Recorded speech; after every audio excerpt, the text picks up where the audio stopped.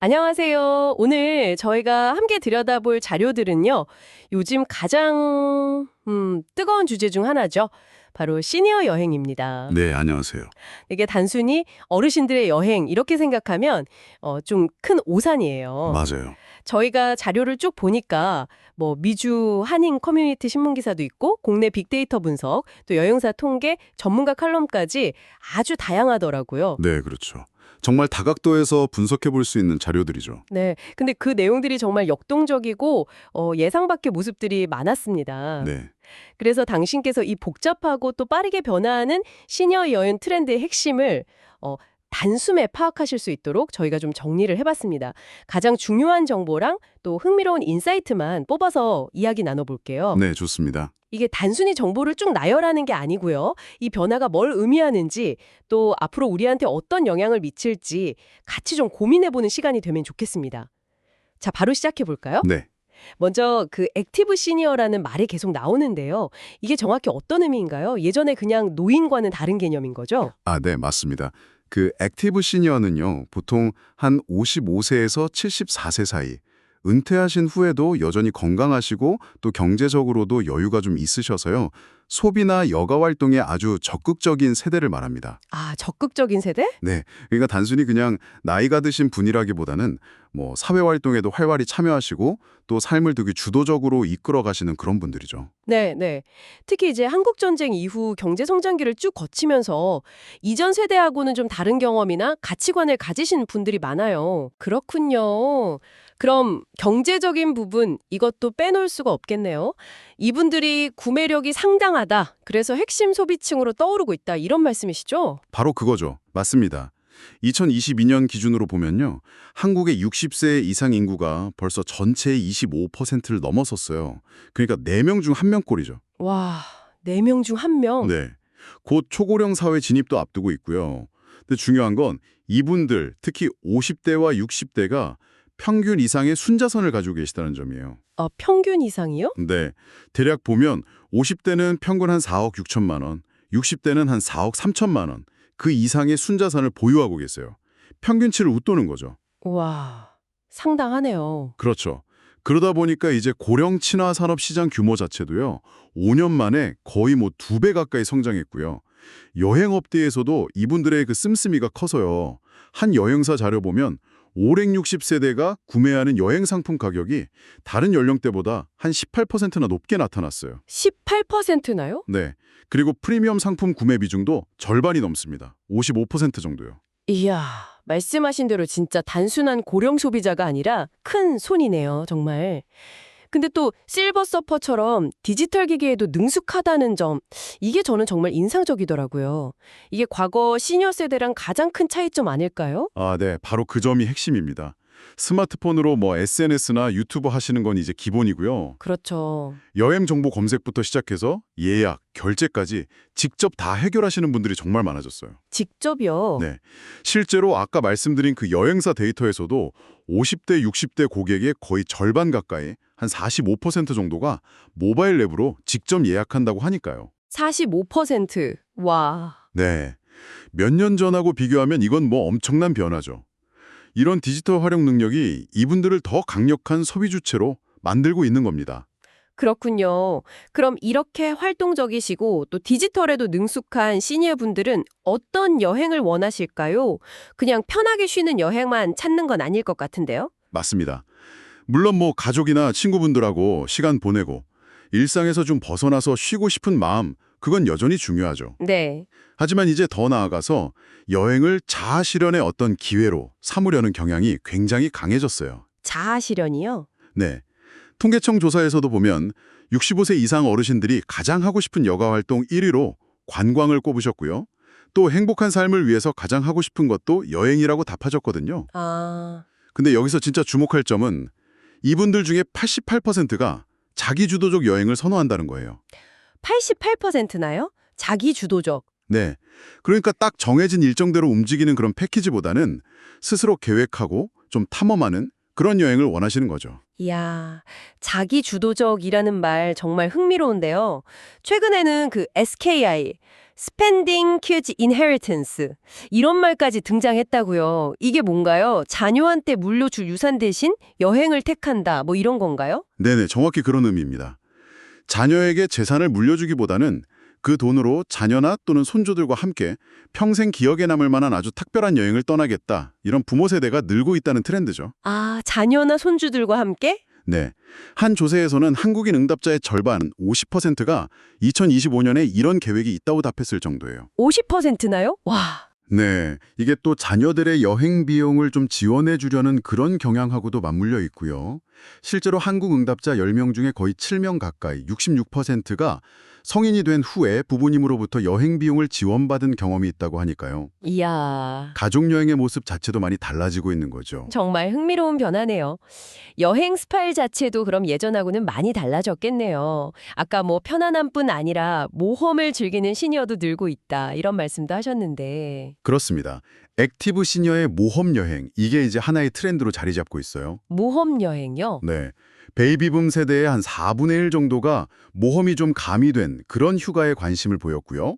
특히 한국 시니어 응답자의 절반, 50%는 젊은 시절의 그런 자유분방함을 다시 찾고 싶다, 이렇게 답했습니다. 50%. 네, 조사 대상 국가 중에서 이게 가장 높은 비율이었어요. 아, 정말요? 네, 심지어 뭐 동굴 다이빙이라든지 남극 캠핑, 아니면 화산 보딩 같은 그런 극한 체험에 관심을 보이는 분들도 있다는 조사 결과가 있을 정도니까요. 화산 보딩이요? 와, 상상 이상인데요?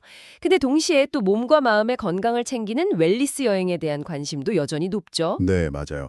정신적, 신체적 웰빙, 그러니까 건강하고 좀 균형 잡힌 삶을 추구하는 이 웰니스 여행은 꾸준히 인기가 높습니다. 네. 뭐 조용한 자연 속에서 스파를 즐기거나 명상 요가 아니면 건강식을 체험하는 그런 식이죠. 근데 흥미로운 건요, 최근에 남성 웰니스 여행도 주목받고 있다는 점이에요. 아, 남성 웰니스요? 네, 남성분들도 스트레스 해소나 재충전을 위해서 친구들하고 같이 떠나는 웰니스 여행, 여기에 관심을 보이기 시작했어요. 그렇군요. 그리고 또 단순히 관광 명소만 이렇게 딱 찍고 오는 게 아니라 유적지나 박물관을 좀 깊이 있게 탐방한다거나 아니면 지역 문화를 직접 체험하는 등 뭔가 지적인 만족감을 얻으려는 경향도 아주 강해졌습니다. 이야, 정말 다양한 욕구들이 있네요. 그럼 실제로 이분들은 어디로 또 어떻게 떠나고 있을까요? 아까 그 AI 비서 서비스 데이터에서 좀 의외의 결과가 있었다고 하셨는데 조금 더 자세히 설명해 주시겠어요? 아, 네. 국내 여행지 관련해서 아주 재미있는 데이터가 있습니다. 보통 시니어분들이 제주도를 가장 선호할 거다. 이렇게 생각하기 쉽잖아요? 네, 그렇죠. 보통 그렇게 생각하죠. 근데 그 AI 비서 서비스 똑비 사용자 데이터 5060 회원 요청 기준으로 분석을 해보니까요. 의외로 부산이 제주를 제치고 1위를 차지했어요. 부산이요? 와, 정말 예상 밖인데요. 네, 그 뒤를 이어서 이제 제주, 서울, 독도, 경주 순이었고요. 아마 부산이 가진 그 다채로운 매력 있잖아요. 뭐 해운대나 감천문화마을 같은 볼거리도 많고 자갈치 시장 같은 먹거리, 그리고 또 대중교통도 편리하고 이런 것들이 좀 복합적으로 작용한 것 같습니다. 그렇군요. 부산이라 신선하네요. 해외는 어떤가요? 여전히 가까운 일본이나 동남아가 대세인가요? 네, 일본하고 베트남 같은 근거리 여행지는 여전히 인기가 많습니다. 네. 하지만 최근에 좀 주목할 만한 변화는요. 중국, 특히 베이징이나 상하이 같은 대도시하고요. 북미 지역에 대한 관심이 전년 대비해서 80% 이상 급증했다는 점이에요. 80%나요? 와. 네, 그러니까 여행지가 점점 더 다양하게 확장되고 있는 거죠. 일본 내에서도 오사카나 후쿠오카 외에 뭐 오카야마라든지 우베 같은 새로운 소도시에 대한 관심도 늘고 있고요. 유럽 쪽에서는 동유럽, 중남미는 페루 같은 곳들이 새롭게 주목받고 있습니다. 여행지가 이렇게 확장된다는 건 그럼 이동 방식이나 숙소에 대한 생각도 변하고 있다는 뜻일까요? 네, 그런 측면이 있죠. 미주 한인대성 조사에서는 50대에서 항공여행 선호도가 좀 높아지고 자동차 여행은 줄어드는 경향을 보였는데요. 아, 항공이 늘고. 네. 근데 또 국내에서는 여전히 자가용 선호가 높다는 분석도 있어서 이거는 아마 여행 목적이나 지역에 따라서 좀 차이가 있는 것 같아요. 그렇겠네요. 그리고 흥미로운 점은 크루즈 여행, 이른바 크캉스라고 하죠. 여기에 대한 관심이 높아지고 있다는 겁니다. 크루즈요. 아, 네. 그리고 숙소는 확실히 좀 편안함하고 고급스러움을 선호하는 경향이 강해서 프리미엄 호텔이나 리조트를 많이 찾으세요. 역시 편안함이 중요하군요. 누구랑 같이 가는지 이것도 예전과는 좀 달라졌다고요? 맞습니다. 과거에는 주로 이제 가족 단위 여행이 중심이었다면요. 최근에는 부부끼리 가거나 아니면 친구들끼리, 뭐 여성 모임, 남성 모임 이렇게 떠나는 모임 여행이 눈에 띄게 늘었습니다. 모임 여행. 네, 심지어 16명 이상의 대규모 모임 여행도 증가하는 추세라고 해요. 16명 이상이요? 네, 물론 뭐 커플 중심의 소규모 여행도 여전히 인기가 많고요. 아까 그 디지털 활용 능력이 뛰어나다고 하셨는데 실제 예약 방식에서도 그게 딱 드러나는군요. 모바일 예약 비중이 그렇게 높아졌다니 좀 놀랍네요. 네네. 앞서 말씀드린 것처럼 50대, 60대의 모바일 예약 비율이 45%를 넘어섰다는 데이터가 이걸 딱 뒷받침하죠. 네. 들 도구를 아주 적극적으로 활용하고 계십니다. 음. 그리고 또 기후변화 영향 때문인지 한낮보다는 좀 밤 시간대 관광이나 아니면 아주 이른 아침이나 저녁 활동을 선호하는 야간 관광 트렌드도 나타나고 있어요. 야간 관광이요. 그것도 흥미롭네요. 네. 그리고 뭐 공항 라운지 이용처럼 공항에서의 경험 자체를 중시하는 그런 경향도 있고요. 그럼 이제 가장 현실적인 문제, 돈 이야기를 좀 해보죠. 경제력이 있다고는 하지만 여행에 돈을 쓰는 방식도 뭔가 좀 다를 것 같아요. 무조건 막 비싼 것만 선호하는 건 아닐 테고요. 맞습니다. 평균적으로 보면 젊은 세대보다 여행 지출액이 높은 건 사실이에요. 앞서 말씀드렸듯이 프리미엄 상품 구매 비중도 높고요. 네, 55%였죠? 네. 고급 리조트라든지 편리한 교통수단 같은 좀 편안하고 고급스러운 서비스에는 기꺼이 비용을 지불하는 경향이 있으세요. 하지만 중요한 건 단순히 비싼 것만 쫓는 게 아니라 가치 중심 소비를 한다는 점입니다. 가치 중심 소비? 네. 그러니까 자신의 만족도를 높여주는 경험, 예를 들면 뭐 특별한 미식 체험이라든지 아니면 수준 높은 문화공연 관람 같은 거요. 이런 데는 돈을 아끼지만 동시에 또 불필요한 지출은 줄이려는 그런 합리적인 모습도 보이세요. 아, 그렇군요. 실제로 한 조사에서도 비용 문제가 한 45% 정도가 여전히 여행의 가장 큰 장애 요인으로 꼽히기도 했고요. 네, 비용은 역시 중요하죠. 가치 소비라는 말이 참 와닿네요. 비싸더라도 내가 중요하게 생각하는 경험에는 딱 투자한다. 이런 거군요. 듣다 보니까 시니어라고 그냥 한 단어로 묻기에는 너무 다양한 모습들이 있는 것 같습니다. 정확히 보셨습니다. 그래서 최근 국내 빅데이터 분석 자료가 아주 흥미로운데요. 네, 어떤 내용인가요? 시니어 여행객들을요, 소득, 직업, 또 선호하는 여행 스타일, 이런 걸 기준으로 무려 6개의 그룹으로 나누어서 분석을 했더라고요. 6개나요? 와. 네, 이 결과를 보면 시니어 시장이 얼마나 다층적인지 아주 명확하게 드러납니다. 네네. 예를 들어서 가장 큰 비중, 한 43.5%를 차지하는 그룹은 신중한 현실주의자 유형이에요. 신중한 현실주의자. 네, 주로 이제 월급을 받는 사무직 종사자분들인데요.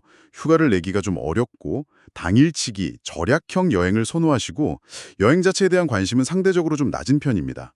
현실적인 삶에 더 집중하시는 모습이죠. 아, 그럴 수 있겠네요. 반면에 가장 적은 비중 7.3% 정도지만 특징이 아주 뚜렷한 그룹은 럭셔리 여행 마니아입니다. 럭셔리 여행 마니아. 이름부터 다르네요. 그렇죠. 소득 상위권이시고 여행 경비나 시간에 가장 여유로우세요.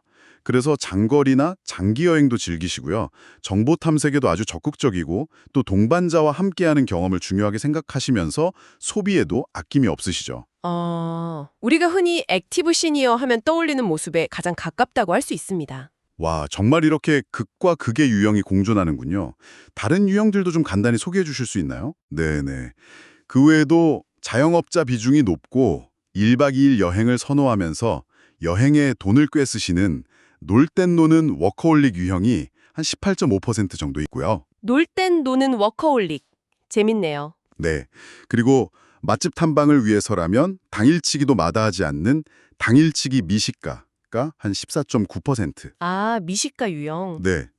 또 가성비를 중요하게 생각하면서 알뜰하게 여행하시는 주부 중심의 지혜로운 나들이족이 한 9.9%. 지혜로운 나들이족? 그리고 마지막으로 소득 수준이 조금 더 높고 동반자랑 볼거리를 중시하면서 1박 2일 여행을 선호하는 사교적인 탐험가 유형이 한 5.9% 정도 있습니다. 사교적인 탐험가? 네. 보시다시피 각 그룹마다 선호하는 여행 스타일, 뭐 정보 탐색 방식, 소비 패턴이 다 다른 거죠. 이야, 정말 시니어라는 이른 아래 이렇게 다양한 모습들이 숨어 있었네요. 이 분석이 시사하는 바가 정말 크겠는데요? 그렇습니다. 가장 중요한 시사점은 역시 세분화의 필요성입니다. 더 이상 그냥 560 또는 시니어라는 단일 집단으로 접근해서는 안 된다는 거죠. 네, 맞아요. 각 그룹의 특성에 맞는 그런 맞춤형 상품과 서비스 개발이 이제 핵심입니다. 예를 들어서 뭐 보고서에서 제안된 것처럼 액티브 시니어 MBTI 같은 그런 도구를 활용해서 개인 성향에 맞는 여행을 추천한다거나 아, MBTI요? 재밌겠네요. 네. 아니면 아까 말씀드린 당일치기 미식가를 위한 맛집 연계 상품이라든지 사교적인 탐험가를 위한 소규모 문화체험 프로그램 같은 거 이런 걸 기획해 볼 수 있겠죠. 기존의 서비스나 정책도 이런 변화에 좀 발맞춰야 하겠네요? 맞습니다. 예를 들어서 시니어 대상 카드 혜택이 아직도 좀 의류 쪽에 치우쳐 있다면 이걸 좀 여행 친화적인 혜택으로 강화해서 럭셔리 여행 마니아 같은 그룹을 공략해 볼 수도 있겠고요. 네네. 정부의 여행 지원 사업 같은 경우에도 단순히 비용 지원을 넘어서서 다양한 시니어 그룹의 특성, 뭐 가성비를 추구한다든지 체험을 선호한다든지 하는 것들을 반영해서 프로그램을 좀 다각화할 필요가 있습니다. 아까 디지털 활용도가 높다는 점도 계속 강조하셨는데 이건 또 어떻게 활용될 수 있을까요? 네. 사용자 친화적인 모바일 앱이나 웹사이트 구축, 이건 뭐 이제 기본이고요. AI를 활용한 개인 맞춤형 추천 서비스가 앞으로 경쟁력을 좌우할 겁니다. 개인 맞춤형 추천. 네. 시니어분들이 정보를 얻고 예약하는 주된 채널이 이제 모바일로 넘어가고 있으니까요. 더 나아가서는 비슷한 관심사를 가진 시니어분들이 서로 교류하고 정보를 나눌 수 있는 그런 커뮤니티 플랫폼의 성장 가능성도 아주 높다고 봅니다. 커뮤니티 플랫폼? 네. 궁극적으로 이들 액티브 시니어는요. 시간 그리고 돈을 가지고 계시고 또 성수기 비수기 가리지 않고 여행을 떠나시면서 지역 경제에도 기여할 수 있는 잠재력이 정말 매우 큰 집단입니다. 네, 그렇죠. 그래서 이분들의 변화하는 욕구를 정확히 읽고 한 발 앞서서 대응하는 것, 이게 바로 미래 관광시장을 선도하는 열쇠가 될 것입니다. 오늘 정말 다양한 자료들을 통해서 시니어 여행의 그 역동적인 변화를 아주 생생하게 느낄 수 있었습니다. 단순히 쉬는 것을 넘어서서 배우고 탐험하고 즐기면서 삶을 풍요롭게 만들려는 그런 적극적인 모습이 정말 인상 깊었습니다. 네, 맞아요. 경제력, 건강, 그리고 디지털 능력까지 갖춘 이 액티브 시니어는 이제 뭐 의심할 여지 없이 관광시장의 핵심 주체라고 할 수 있습니다. 네. 정형화된 패키지에서 벗어나서 개인의 취향과 가치를 담은 맞춤 여행, 때로는 뭐 럭셔리하게, 때로는 건강을 생각하면서 또 때로는 아주 짜릿한 모험을 즐기는 등 그 스펙트럼이 정말 넓어졌죠. 아까 본 그 6가지 유형처럼 그 안에서도 또 얼마나 다양한 모습들이 존재하겠습니까? 그렇죠. 특히 자녀에게 유산을 남기기보다는 함께 여행하면서 추억을 쌓겠다는 그 SKI 트렌드요. 이건 가족관계나 노년에 대한 우리 사회의 인식이 어떻게 변화하고 있는지를 보여주는 것 같아서 더욱 의미심장하게 다가옵니다. 네, 맞아요. 시사하는 바가 크죠. 오늘 저희가 다룬 이야기들이 당신의 비즈니스나 어쩌면 당신의 미래 계획에 작은 영감이라도 드릴 수 있었기를 바랍니다. 마지막으로 이런 질문을 한번 던져보고 싶네요. 네. 이렇게 다채롭게 변화하는 시니어들의 여행 욕구를 이해하는 것이 혹시 당신이 앞으로 가족과 함께할 여행을 구상하거나 언젠가 당신 자신이 맞이하게 될 노년의 삶을 그리는 방식에 어떤 새로운 관점을 제시해 줄 수 있을까요? 한 번쯤 곱씹어볼 만한 질문인 것 같습니다. 오늘 이야기는 여기서 마무리하겠습니다. 네, 수고하셨습니다.